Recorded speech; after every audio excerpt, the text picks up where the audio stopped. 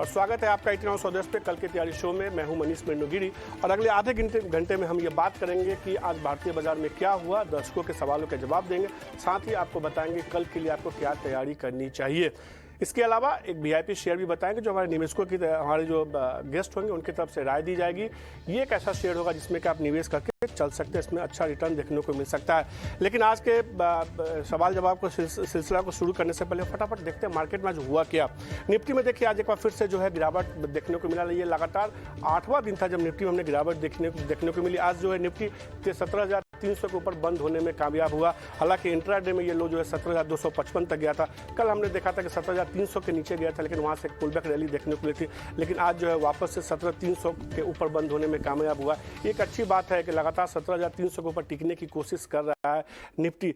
हालांकि गिरावट अब धीरे धीरे जो है नीचे की तरफ बढ़ती जा रही है।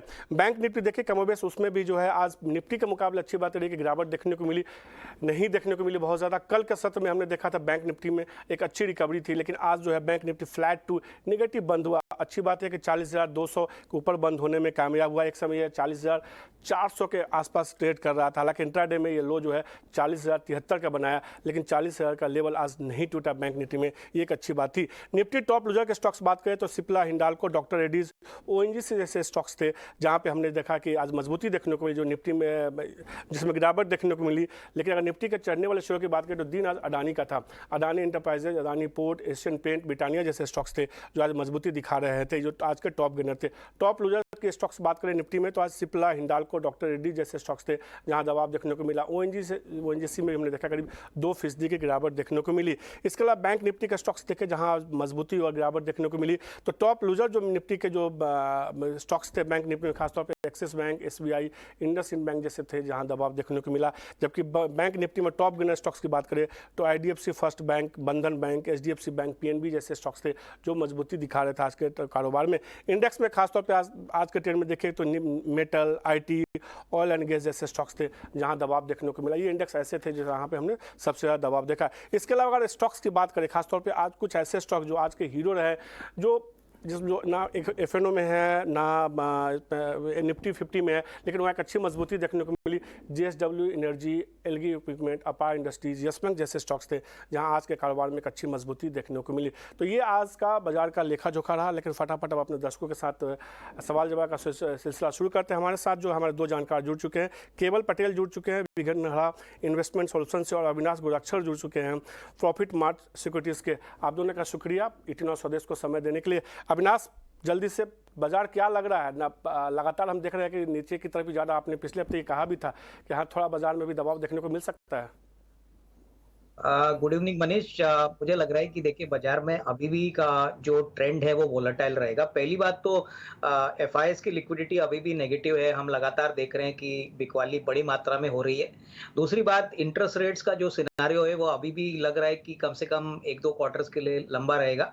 और सबसे बड़ी बात, इन्फ्लेशन को लेके अभी भी काफी चिंताएं हैं। मुझे लग रहा है कि मार्केट को अभी ऊपरी लेवल में जाने के लिए थोड़ा समय जरूर लगेगा, क्योंकि अक्रॉस द बोर्ड काफी सेक्टर्स में डिमांड इम्पैक्ट हो चुका है। और हो सकता है कि जनवरी और मार्च का जो क्वार्टर है वहां पे भी आपको कॉर्पोरेट अर्निंग्स थोड़े से दबे हुए देखने को मिलेंगे। तो मेरे ख्याल से देखिए इंडेक्स को हम देखेंगे तो ऊपरी लेवल पे मुझे लग रहा है कि थोड़ा सा डिफिकल्ट होगा नियर टर्म में, क्योंकि वॉलेटिलिटी बहुत रहेगी। लेकिन स्टॉक स्पेसिफिक मौके आपको बहुत मिलेंगे, जो कंपनीज नतीजे अच्छे दिखा चुके हैं, जहां पे कमेंट्री अच्छी है।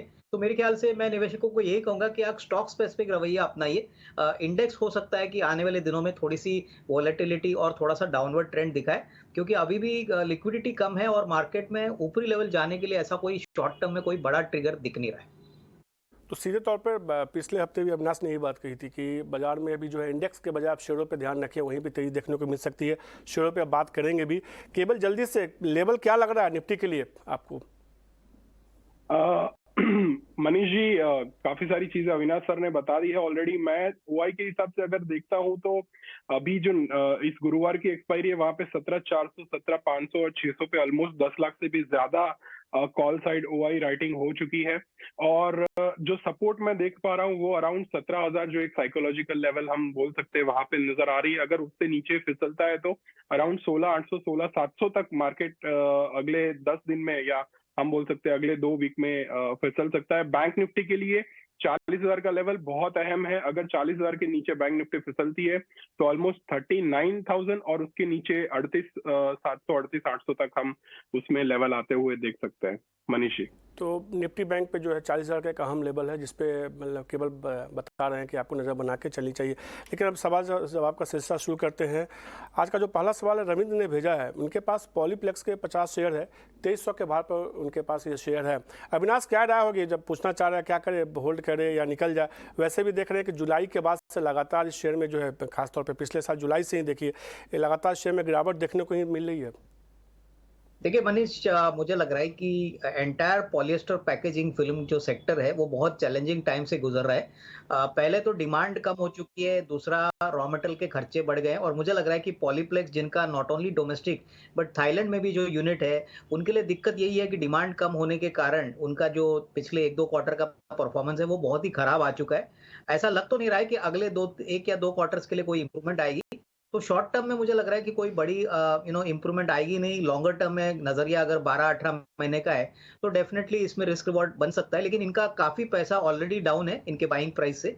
तो मैं इनको सुझाव दूंगा कि अगर ये कोई दूसरे स्टॉक में कन्वर्ट करते हैं, जैसे कि कमिंस है, उसके बाद एल&टी है, मुझे लग रहा है कि देखिए जो सेक्टर अभी तेजी से चल रहा है और जहां पे ग्रोथ मोमेंटम विजिबल दिख रहा है वहां पे पैसा लगाना चाहिए, क्योंकि आधा ऑलमोस्ट इनका इन्वेस्टमेंट हो चुका है। तो ये स्विच करे तो मुझे लग रहा है कि रिस्क रिवॉर्ड शायद अच्छा बनेगा और उनका जो लॉस है वो रिकवर हो सकता है अगले 12-15 महीने। तो पॉलीप्लेक्स एक शेयर पर अविनाश का सीधे तौर पर यह कहना है कि इससे आप निकल जाइए, इसमें और भी गिरावट देखने को मिल सकती है। हालांकि उन्होंने विकल्प के तौर पर कमिंग्स और एल&टी 2 शेयर बताया जिसमें उनका कहना है कि आप इसमें निवेश कीजिए, 1 साल के लिए आप होल्ड कीजिए, आपको इसमें जो है कम से कम आपका जो लॉस है वो रिकवर होता हुआ दिख सकता है। राकेश कुमार ने यूपी से सवाल भेजा है। उनके पास यूको बैंक के 1700 शेयर है, 28.53 रुपये के भाव पे। वो जानना चाहते हैं क्या करें इस शेयर में। हमने देखा है कि बैंकिंग स्टॉक्स में पिछले कुछ दिनों में मुनाफा वसूली देखने को मिली। हालांकि यूको बैंक पिछले 1 हफ्ते से रेंज में ट्रेड कर रहा है। केवल क्या राय होगी यूको बैंक पे आपकी? इसको थोड़े समय के लिए डेफिनेटली होल्ड कर सकते हैं मनीष जी, क्योंकि उनका जो खरीद भाव है अराउंड 28 रुपए, वो ज्यादा दूर नहीं है। मेरा उनको सुझाव ये होगा कि इसको होल्ड करें और अराउंड 32 और 35 रुपए के आसपास इसमें अपना प्रॉफिट बुक करें जब भी इसमें ये प्राइस दिखती है। और डेली बेसिस पे आप इसमें एक स्टॉप लॉस लेके चल सकते हैं जो कि 22 या 23 रुपए का होगा। अगर उसके नीचे आए तो ही आप इसमें लॉस बुक करें। तो ये फिलहाल के लिए होल्ड करके चल सकते हैं यूको बैंक में। उनको लगता है कि यहाँ से थोड़ी सी मजबूती देखने को मिल सकती है। शहजाद ने लखनऊ से सवाल भेजा। साउथ इंडियन बैंक के उनके पास शेयर है, 1000 शेयर है, 15.87 रुपये के भाव पे। अविनाश, क्या राय होगी आपकी इस पे? साउथ इंडियन बैंक में मेरे ख्याल से इनको निवेश कंटिन्यू करना चाहिए। देखिए बैंक के नंबर्स Q3 के काफी अच्छे आ गए हैं और इनका साउथ इंडिया में काफी अच्छा नेटवर्क है, इनकी एसेट क्वालिटी भी ठीक ठाक है और शेयर करीबन 8-9 रुपए से काफी अच्छी तरह से चला है। मुझे लग रहा है कि देखिए नजरिया 6 to 12 मंथ्स का अगर ये रखते हैं तो मेरे ख्याल से कम 20-22 रुपए का एक नियर टर्म का टारगेट बनता है। ये थोड़ा सा स्लो मूवर स्टॉक जरूर है, लेकिन इस लेवल से मुझे लग रहा है कि अगर ये साल भर का नजरिया लेते हैं तो रिस्क रिवॉर्ड अच्छा होना चाहिए। तो यहाँ पे होल्ड करने की राय। साउथ इंडियन बैंक होल्ड करके चलिए। नजरिया थोड़ा लंबा रखिए, 1 साल का नजरिया रखना होगा आपको और भी मुनाफा देखने को मिल सकता है। अभी आप इनको करीब 1000 रुपये के आसपास का मुनाफा हो रहा है। GMDC अगला शेयर जिस पे सवाल पूछ रहे हैं दिनेश गाला मुंबई से। 558 शेयर है उनके पास, 135 रुपये के भाव पे। केवल क्या राय होगी GMDC पे? GMDC मेरे ख्याल से तो काफी अच्छा है, इसमें होल्ड कर सकते हो डेफिनेटली। एक चार्ट पे बस छोटी सी दिक्कत ये है कि इसको एक 145 रुपए का एक लेवल जो है वो क्रॉस करना पड़ेगा। अगर ये 145 का लेवल क्रॉस करता है तो ऊपर के लेवल इसमें वापस से ओपन हो जाते हैं। अराउंड 180-200 रुपए तक हम GMDC अगले 10 से 12 महीने में देख पाएंगे। नीचे की तरफ ये स्टॉप लॉस लेके चल सकते हैं। अगर 125-120 के नीचे जब भी आता है तो कृपया आप इसमें से निकल जाए, अदरवाइज इसको लॉन्ग टर्म के लिए होल्ड करें। लॉन्ग टर्म के लिए GMDC केवल जो है होल्ड करने की सलाह दे रहे हैं, तो आप इसको होल्ड करके चल सकते हैं। अगला सवाल भी एक बैंकिंग स्टॉक्स को लेकर यूको बैंक पे राकेश कुमार ने यूपी से सवाल। अगला सवाल जो है PNB बैंक को लेके है, प्रभाकर का मुंबई से।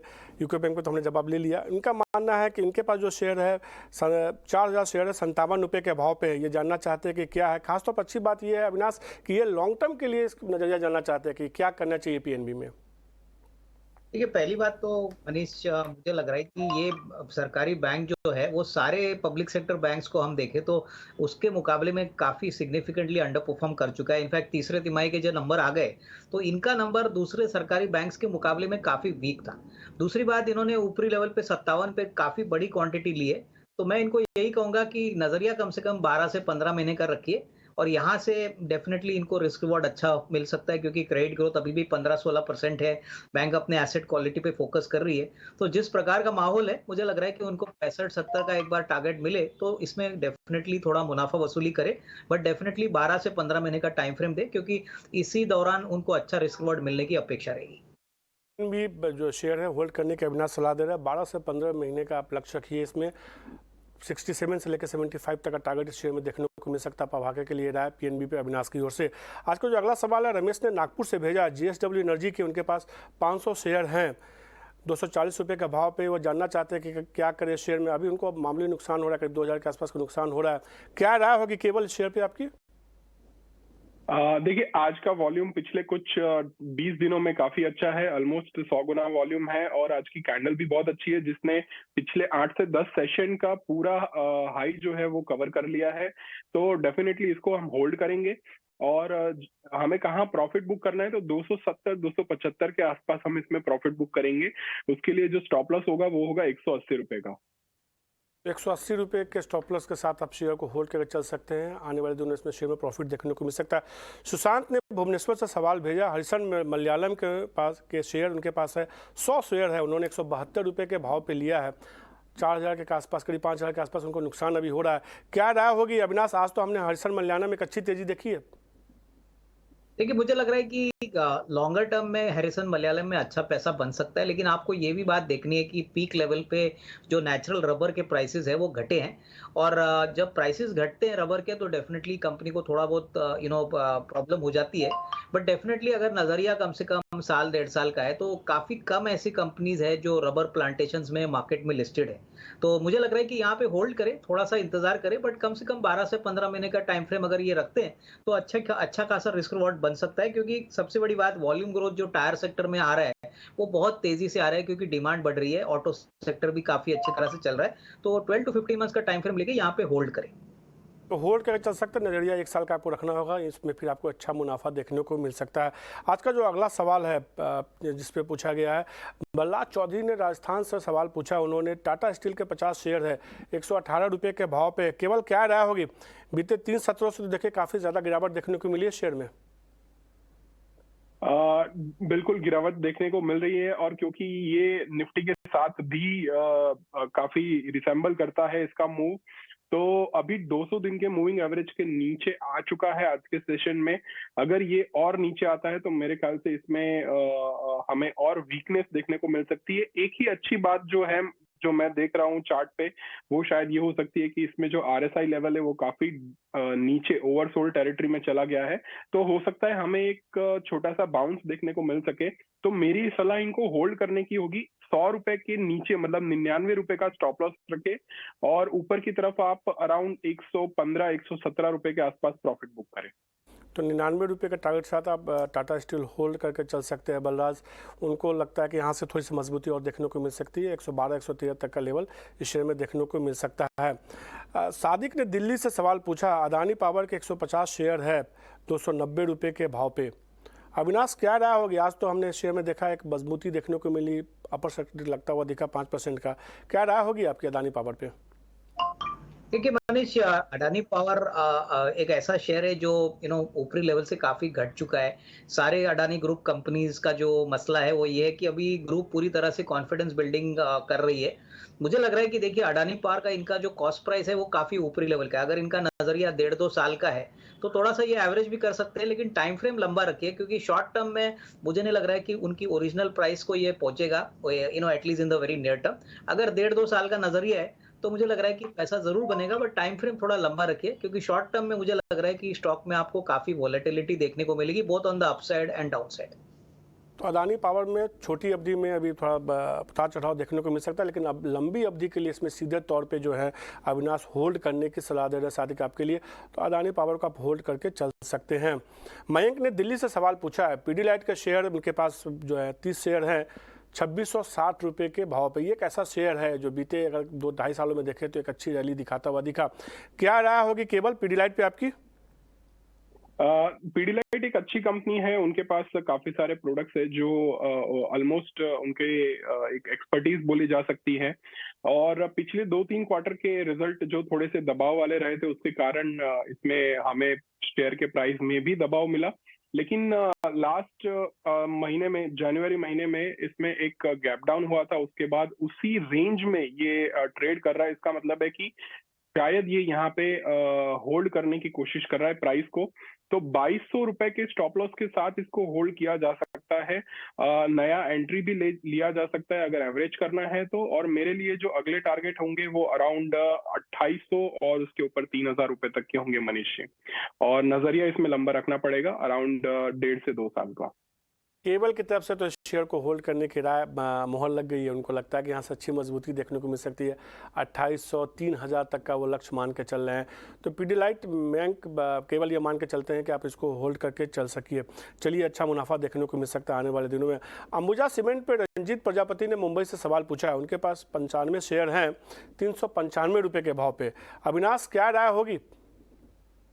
देखिए, अंबुजा सीमेंट्स में हमको लग रहा है कि डेफिनेटली वैल्यू बनती है, क्योंकि देखिए ये जो गिरावट आई है इसमें मुझे लगता है कि अंबुजा सीमेंट्स का कोई लेना देना है नहीं। इनफैक्ट सीमेंट एक ऐसा सेक्टर है जो हमको लग रहा है कि आने वाले 6 से 12 महीने में एक आउट परफॉर्मर सेक्टर प्रूव हो सकता है। सीमेंट की कीमतें अभी हाल ही में 10-15 रुपए पर बैग बढ़ी है। प्लस जिस प्रकार का गवर्नमेंट का भी इंफ्रास्ट्रक्चर के ऊपर बजट में अनाउंसमेंट हो गया था, 10 लाख करोड़ का उन्होंने बजट अनाउंसमेंट किया था, तो इसका पहला फायदा सीमेंट सेक्टर को मिलेगा। तो अंबुजा सीमेंट्स में मुझे लगता है पोजीशन इनको होल्ड करनी चाहिए। अगर जरूरत पड़ी तो थोड़ा सा एवरेज कर लीजिए। नजरिया 12 से 15 महीने का रखिए। डेफिनेटली कंपनी के फंडामेंटल्स बहुत स्ट्रांग है और आने वाले दिनों में होपफुली नंबर्स, अर्निंग्स अच्छे आती है तो इसमें री रेटिंग आपको डेफिनेटली इस लेवल से देखने को मिल सकती है। तो अविनाश ये मान के चल रहे हैं लंबी अवधि के अंबुजा सीमेंट को होल्ड करके चलिए रंजीत। री रेटिंग होने की संभावना है और हो सकता है आने वाले दिनों में एक अच्छी तेजी देखने को मिले शेयर में। तो सीधे तौर पे अंबुजा सीमेंट में अविनाश यही कह रहे हैं कि आप लॉस बुक मत कीजिए, नजरिया थोड़ा लंबा रखिए, आपको इसमें मुनाफा देखने को मिलेगा। सिप्ला के 9 शेयर उत्तम गायकवाड़ ने लिए हैं। उन्होंने मुंबई से भेजा है ये मैसेज। 969 रुपये के आसपास पे है ये शेयर जिस भाव पर उन्होंने खरीदा है। अभी करीब 563 रुपये का उनको नुकसान हो रहा है। क्या राय होगी सिप्ला पे केवल आपकी? मनीष जी, ये जहां पे उन्होंने खरीदा था वो एक अच्छा ट्रेंड लाइन सपोर्ट था, लेकिन उस ट्रेंड लाइन सपोर्ट का ब्रेक हो चुका है, उनका स्टॉप लॉस हिट हो चुका है। तो मेरे ख्याल से उनको यहाँ पे एग्जिट लेनी चाहिए और अपना जो भी थोड़ा बहुत लॉस है वो यहाँ से बुक करना चाहिए और वेट करना चाहिए सिप्ला को नीचे की तरफ सस्टेन होने का या अपने प्राइस लेवल को होल्ड करने का। मेरे लिए 850 और 800 रुपए के लेवल ऐसे होंगे जहां पे मैं सिप्ला में वैल्यू बाइंग देखूंगा। 850 के लेवल पे जो है केवल ये मान के चलते हैं कि सिप्ला में वैल्यू बाइंग है, खरीदारी करके चलिए। वैसे केवल अविनाश आपसे मैं कुछ और वैल्यू बाई वाले स्टॉक्स लूँगा जिसमें कि निवेश में आप बताएंगे हमारे दर्शकों के लिए इस गिरते हुए बाजार में। लेकिन इस बाजार के लिए कुछ अहम ट्रिगर्स है जो जानना बेहद जरूरी है। आज कई सारे ट्रिगर्स आए, जीडीपी के नंबर आए, IMD की प्रेस कॉन्फ्रेंस हुई। बामाक्षी बता रही है, बामाक्षी कल के लिए क्या बड़े ट्रिगर हैं? जी बिल्कुल, शुरुआत करते हैं हम कुछ टॉप ग्लोबल क्यूज़ के साथ। तो हमारी नज़र होगी कल मैन्युफैक्चरिंग PMI डेटा पर। भारत, यूके, चाइना और यूरोजोन से हम देखेंगे कि मैन्युफैक्चरिंग PMI रिलेटेड डेटा आएगा और इस पर हमारी नज़र ज़रूर बनी रहेगी। इसके अलावा कॉर्पोरेट फ्रंट पर अगर हम देखें काफ़ी एक्शन हो रहा है। कल ऑटो बिक्री के आंकड़े आएंगे और उसी के चलते सारे ही ऑटो स्टॉक्स हमारे रेडार पर होंगे। 361 WAM भी फोकस में रहेगा क्योंकि कल आखिरी दिन है ये स्टॉक खरीदने का अगर बोनस इशू के लिए आपको एलिजिबल होना है। इसके अलावा त्रिवेणी इंजीनियरिंग भी फोकस में है क्योंकि कंपनी का जो बायबैक है टेंडर ऑफर रूट के द्वारा वो कल बंद होने जा रहा है। एक्सिस बैंक भी हमारे रेडार पर है क्योंकि सिटी की जो कंज्यूमर बिजनेस सेल की जो डील हुई थी एक्सिस बैंक के साथ वो कल ख़त्म होने जा रही है। इसके अलावा कुछ इंपॉर्टेंट इवेंट्स भी है जो आपके रेडार पर ज़रूर होने चाहिए। जेट एयरवेज का रिवाइवल केस कल होगा, टेस्ला का इन्वेस्टर डे, इसी के साथ हमारा फोकस रहेगा नैस्कॉम के टेक लीडरशिप फोरम जो 2023 के लिए हो रहा है वो अब चल रहा है और 2 मार्च को इसका एक्चुअली आखिरी दिन है। Indian chemical industry outlook conference भी कल होने जा रहा है और इस पर भी हमारी नज़र ज़रूर बनी रहेगी। तो ओवरऑल ये थे सारे इंपॉर्टेंट इवेंट्स जो आपके रेडार पर होने चाहिए कल के ट्रेडिंग सेशन के लिए। शुक्रिया बामक्षी कल के लिए ट्रिगर बताने के लिए। अब बात करते हैं आज के वीआईपी स्टॉक्स की।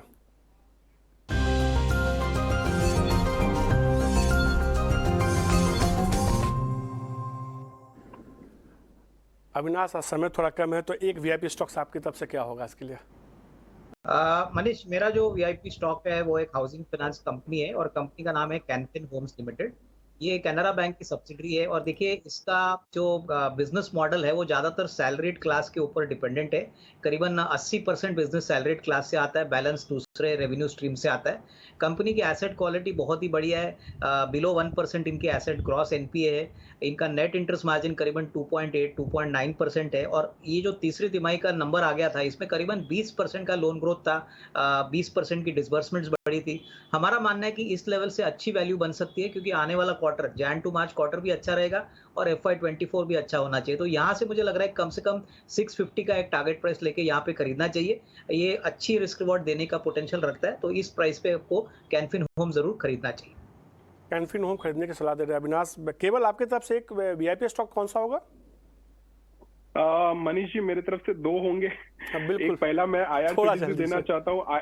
यस प्लीज, IRCTC देना चाहता हूँ क्योंकि एक ब्रेकडाउन हुआ था लेकिन ब्रेकडाउन सस्टेन नहीं हो पाया है, तो मैं 609 के CMP पे बाय करूंगा विद 590 रुपए के स्टॉप लॉस के साथ। और मेरे आगे के लेवल 640 और 660 होंगे। नजरिया ये 1 से 2 महीने का रहेगा। और मेरा जो दूसरा स्टॉक है वो बहुत ही स्ट्रांग ब्रेकआउट कैंडिडेट है ट्रेंड लाइन पे, और रिसेंटली उसने 200 दिन के मूविंग एवरेज का भी सपोर्ट लिया है, रिजल्ट भी अच्छा अनाउंस किया था। ABB इंडिया, इसमें CMP चल रहा है 3270 रुपए का। आप स्टॉप लॉस लगाइए 2890, ऑलमोस्ट 320-330 रुपए का स्टॉप लॉस है। सामने टारगेट जो है 3620 और 3860 रुपए का, मतलब ऑलमोस्ट 400 और 600 रुपए का हमने इसमें टारगेट लिया है। तो ABB इंडिया मेरे तरफ से बाय रहेगा अगले 1 से 2 महीने के लिए। तो 2 स्टॉक्स केबल की तरफ से ABB और IRCTC में खरीदारी करने की सलाह दे रहे हैं, जबकि अविनाश ने कैनफिन होम्स में खरीदारी करने की सलाह दी है। यानी आज के निवेशकों, आज के जो हमारे दोनों गेस्ट हैं, उन्होंने 3 शेयर त्रिमूर्ति शेयर बताए हैं। वैसे त्रिमूर्ति शेयर आप रोज़ सुबह 9 बजे देख सकते हैं खरा सौदा में भी, जिसमें कि अजय और मानसी और प्रियंका आपको कई सारे स्टॉक्स के बारे में चर्चा करते हैं।